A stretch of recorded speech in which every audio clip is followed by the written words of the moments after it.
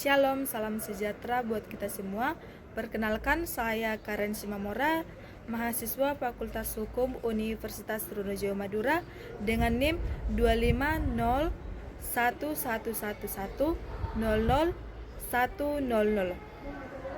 Pada kesempatan kali ini saya akan memaparkan materi tentang BPUPKI, analisis perumusan, hingga survei literatur yang mendukung pemahaman kita tentang dasar negara Indonesia. Berikut materi sidang BPUPKI. BPUPKI dibentuk pada tanggal 29 April 1945 oleh Jepang. Anggota BPUPKI terdiri dari 62 tokoh bangsa dengan 7 orang Jepang. Diketuai oleh Rajiman Wedyo Diningrat, terkadang terdengar Buru Seino. Tugasnya yaitu merumuskan dasar negara. Sidang pertama dilaksanakan pada tanggal 29 Mei sampai dengan 1 Juni 1945 membahas dasar negara. 1. Rajiman Wedyo Diningrat yaitu pembuka sidang. Mengawali sidang dengan pertanyaan besar yaitu apa dasar negara Indonesia merdeka nanti? Menegaskan pentingnya sidang ini agar bangsa Indonesia memiliki landasan yang kuat.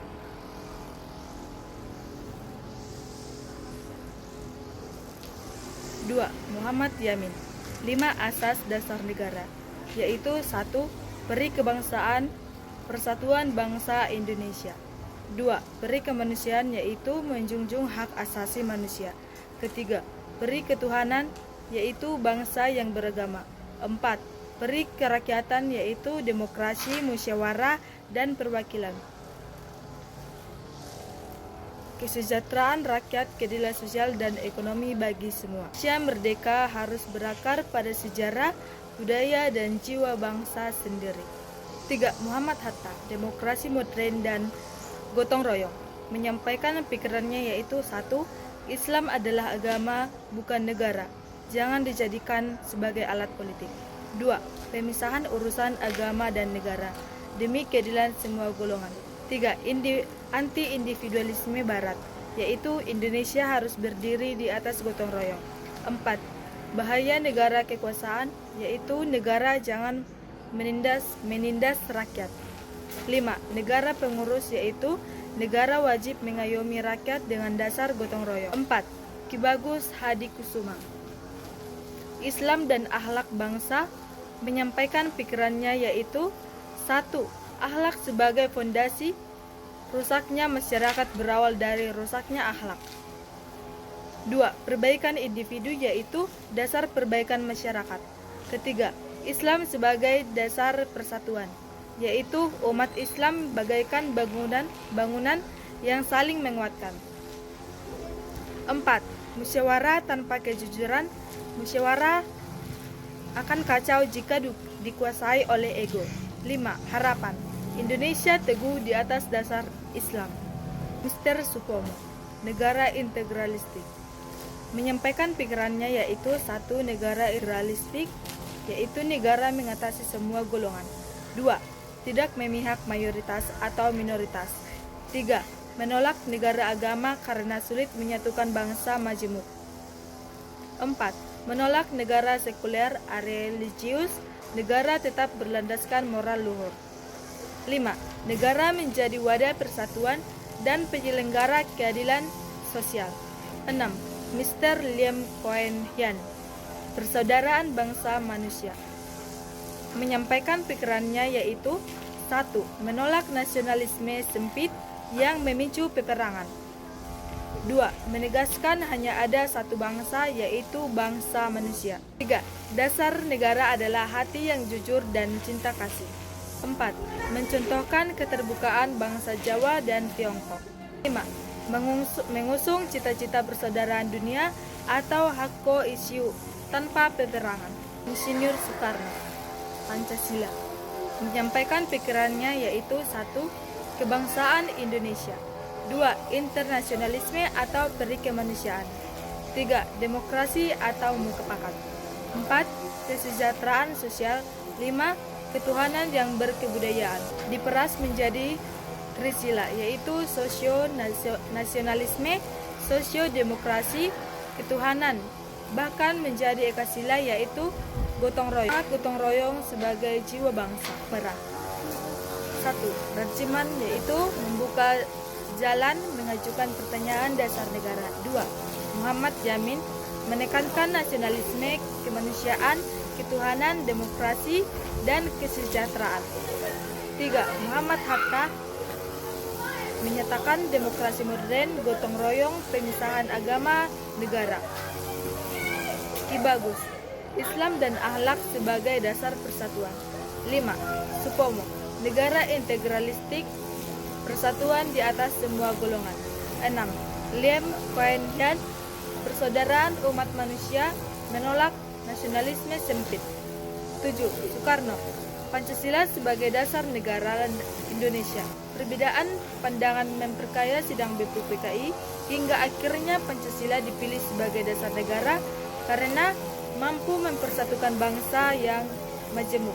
Analisis sosial perumusan Pancasila sidang BPUPKI mencerminkan keberagaman pandangan tokoh bangsa, yaitu ada yang menekankan Islam, ada yang menekankan persatuan, demokrasi, dan ada juga yang menolak nasionalisme sempit. Perbedaan ini menggambarkan kondisi sosial Indonesia saat itu yang majemuk, beragam agama, suku, budaya, dan pemikiran politik.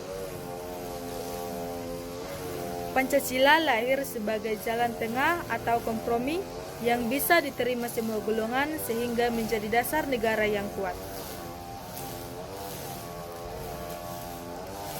Secara sosial, perumusan Pancasila menunjukkan bahwa persatuan, toleransi, dan musyawarah adalah kunci dalam membangun bangsa. Survei literatur sejarah Pancasila. 1. Latar belakang. Pancasila lahir sebagai dasar negara Indonesia yang menyesuaikan keberagaman suku, agama, dan budaya. Diperkenalkan pertama kali oleh Soekarno dalam pidato 1 Juni 1945 di BPUPKI. Tokoh penting lain dalam perumusan yaitu Muhammad Hatta dan Supomo. Adapun tujuannya yaitu menjadi pedoman berbangsa, bernegara, dan pemersatu bangsa.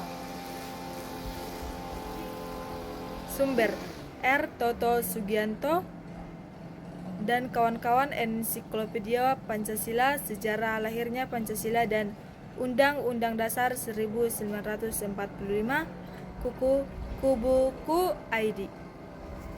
Perumusan pidato Soekarno 1 Juni 1945 yaitu dasar perumusan. BPUPKI membahas 5 prinsip yang kemudian dikenal sebagai Pancasila. Disahkan sebagai dasar negara dalam pembukaan Undang-Undang Dasar 1945 18 Agustus 1945. Sumber: Kemendikbud, buku Pendidikan Pancasila, Statik, buku Kemdikbud, Go ID. Isi Pancasila dan maknanya. 1. Ketuhanan yang Maha Esa, menghormati kebebasan beragama dan nilai spiritual. 2. Kemanusiaan yang adil dan beradab, menegakkan hak asasi dan keadilan. 3. Persatuan Indonesia, menjaga keutuhan bangsa. 4. Kerakyatan yang dipimpin oleh hikmat, kebijaksanaan dalam permusyawaratan, perwakilan, demokrasi berbasis musyawarah mufakat.